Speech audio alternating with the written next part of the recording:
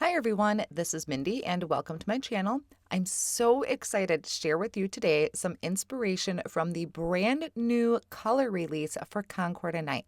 I have two cards that I'm going to create for you and share that inspiration along the way. Now, some of the supplies that I'm going to start using is the Mod Turnabout and the Just Say More die set. Now, the Mod Turnabout, the turnabouts come with a guide, and all you need to do is remove your turnabout stamp from that plastic piece and then line up your images over your guide. Make sure that you have it so it says this side up and just match up your images. This is going to help us so that we turn it and everything aligns up perfectly. Now I'm taking my jig and I'm going to place it in my Misti tool and I'm going to line up those X's so they're perfectly placed on top of each other. Then I can close the door of my Misti to pick my stamp up and then I will remove that guide that is attached to the stamp. So now everything is set up and in place to do our turnabout stamping. Now sometimes we'll get little air bubbles in between the spaces of the images, so I will just peel up my stamp a little bit to release that pressure. Those bubbles will pick up your excess ink. Now I placed a piece of white cardstock over my guide on my jig, and I'm going to ink this up with Pebble, which is one of the new colors. I ink that up and I'm going to push down on each of those areas that has the image. If you get a little bit of ink transferring from the background, you may be applying too much pressure to your ink pad when you're stamping down. With foam pads, you don't need to push down real hard on it. Now I'm going to take my jig and turn it to number 2. You can see I'm just gently tapping my ink pad when I'm inking that up. I'm going to stamp it down and these inks will smooth out perfectly. So to release this from my jig, I'm going to just bend that guide or that jig and my cardstock will pop right off. So you can do 4 turnabouts or 4 turns. I just did 2. I didn't want to have the whole background covered. Now this is just a look at my swatch book that I keep so I can always look up my colors and know exactly what color they are. Here I just took some of my cardstock pieces and trimmed them down into thin strips.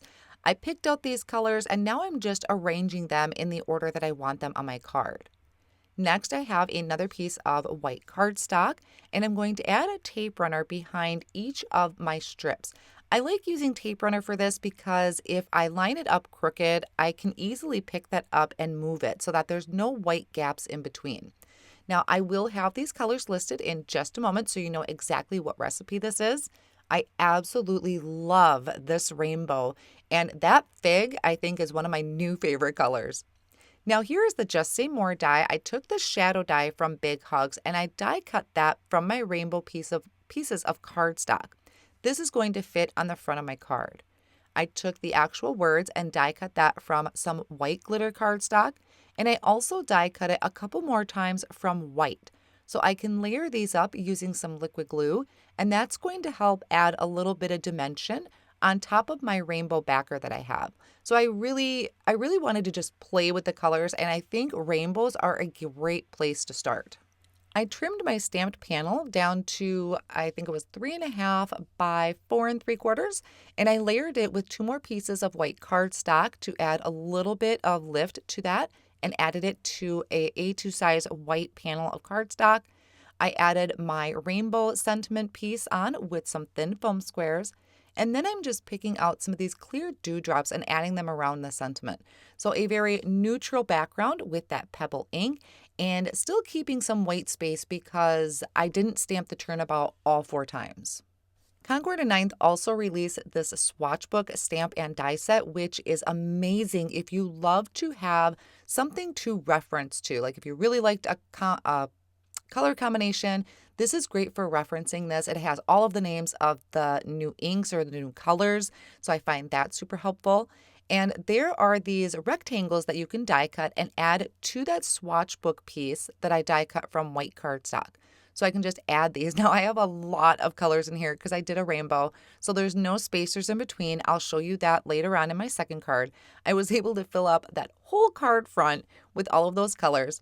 And now I'm coming in and stamping on all of those color names. So there's dragon fruit, pink lemonade, clementine, buttercup, which was previous released, lemongrass, tide pool, juniper, and fig. And I think this is probably my ultimate favorite rainbow color combination. It is just the perfect shades, especially that tide pool and juniper.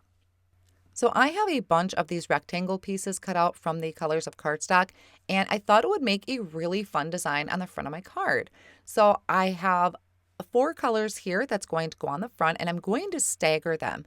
I'm lining the back of them with some foam tape, and I'm going to hold my cardstock panel down using some Post-it tape, and I position them on the front of the card about how I wanted it to look, and then using my T-square ruler to help me keep this straight, because I'm definitely not very good at eyeballing things to keep them straight across.